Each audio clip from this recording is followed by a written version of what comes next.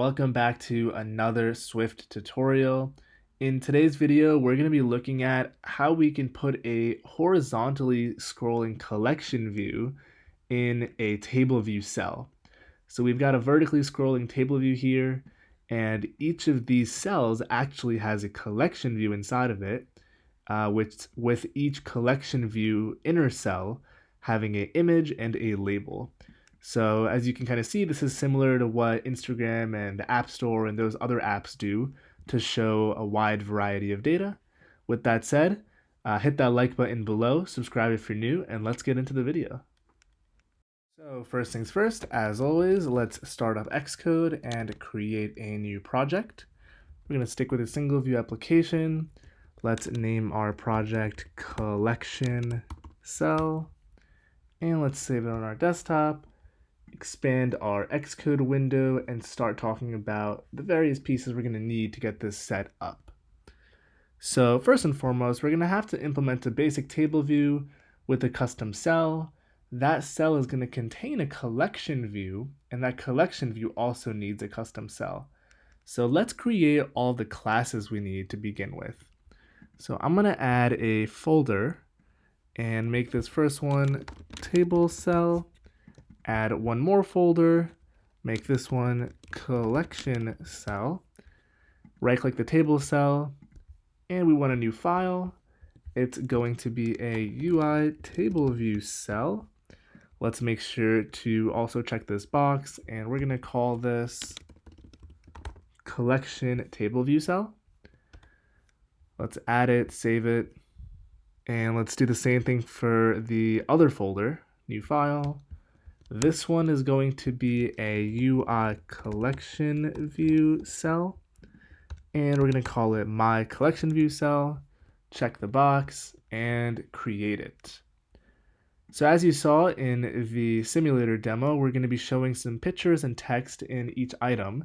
So I've actually grabbed a couple of images from Google Images. So let's come on into our assets and create 4 image assets that we can drag these images into. So let's right click this, new image set, and let's create these real fast, like so. Hopefully I spelled all of those correctly. And let's drag in our images. So the first one and the second one, third, and finally our last one. So that takes care of the images. And let's set up our view controller, which will be a basic table view implementation. You can follow along or check out one of my earlier videos that goes over this. So in here, we're going to want a outlet for a table, which is a UI table view. We're going to want to register a table view cell and set its delegate and data source. So let's do the delegate and data source. We also want an array, which is going to hold model objects that we're going to pass into the cells collection view. This is going to be an array of model objects that we have not created yet. And let's see, table, we want to register a cell's nib. So this is going to be collection table view cell dot a nib function that we haven't again created yet. And the cell identifier is going to be that same cell dot identifier, which we haven't added yet as well. Let's see what else. So let's fix this stuff and get rid of these warnings. So the first thing we want to do is create a struct called model. And this is going to have a text property as well as a image name property. It's going to have a initializer that takes in text and a image name, like so. This should be a comma, and we want to say text equals text and image name equals image name. And let's see, it's also complaining that we haven't put the delegate and data source of the table on this class. So let's add the delegate and data source. Let's implement some of the basic table view functions that we need. So we're going to do that down here. The first one is going to be number of rows, and we want to return the number of model objects in the array. Zoom out so you all can see the entire function. The next one is cell for row at index path. We're going to dequeue a cell with an identifier off of collection table view cell dot identifier for index path as the collection table view cell. So let's get rid of these errors by adding this nib function as well as this identifier property. So let's hop in to the collection table view cell. So the collection table view cell needs the ID nib function as well as an outlet to a collection view that we're going to show in the cell. So let's add the static property for identifier firstly. Let's also add a static function for nib, which will return a UI nib. And in here, let's just return a nib with a name. And the name is the same name as the class or file usually. So let's hit Command B and our error should go away. Looks like we still have some. Let's see what we messed up. Down here, it's complaining because we need to return this cell. Hit Command B. Your app should be building now, although it's not going to run because we haven't connected any of these outlets. So let's see. What else do we want in here? Let's add one more function for the table view, which is going to notate the height for, let's see, table view height for row. Height for row at index path, and we're going to hard code a value for the height so the collection view, which scrolls horizontally, knows how high the collection view cells should be. So we're going to return 250, and I think that wraps up our view controller for the most part. So let's actually go to the view controller's storyboard, or rather the storyboard in general, and drag in a UI table view. And don't forget to connect its outlet, which is table, as we've called it. And let's assign some constraints, which will be 0 all around. And that wraps up the storyboard. Now let's actually go and design the collection view cell, which we haven't touched at all yet. So each cell, as you saw in the demo, is going to have an image and a label. So we're going to add outlets for those. We're going to do my label is a UI label. Whoops. Let's do that one more time. My label. And we're going to do my image view is a UI image view. We're going to also need that same identifier and nib function in here. But of course, the identifier will be the one for this cell. Static function, nib, which is a UI nib. Let's return it. Let's see, return UI nib with a name. And the bundle is nil. Now in this cell and the table cell actually for that matter, but we'll start with this one, we want a configure function in which the person, rather us, can pass in a model to configure this label and image view. So we're going to say public func configure with model. It'll be a model. And we're going to say self.mylabel.text equals model.text. And self.myImageView.image is going to be model, rather UI image named model.imageName. So if you hit Command B, your app should still successfully be building if we haven't broken anything yet. Looks like it is.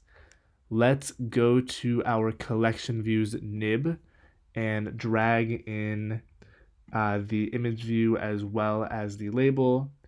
So let's first start by setting this collection view cell's background color to be white. And let's then bring in a UI label and drop it in. Let's set some constraints to it to be 0, 0, 0, and the height will be 52. Let's also center its text. Bring in a UI image view, drop it on in. And for this, we're going to say this is 0 from the top, and the height is 200, width is 200, and we're going to also say horizontally centered in container. And we shouldn't have any errors over here. If you have any errors, you'll see like a little exclamation mark.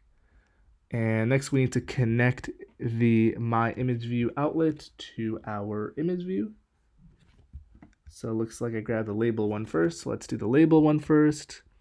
And then let's do the image view like so. And most importantly, a lot of people forget to do this. Let's make sure we put our cell identifier for the collection view cell in the actual nib. So let's come up here and paste on in our identifier, but make sure you have the cell selected to get that property. So let's hit Command B, make sure everything is still building successfully, and next we're going to focus on the table views implementation of this. Go to our table view cell, and in here, like we mentioned, we need to create an outlet for the collection view.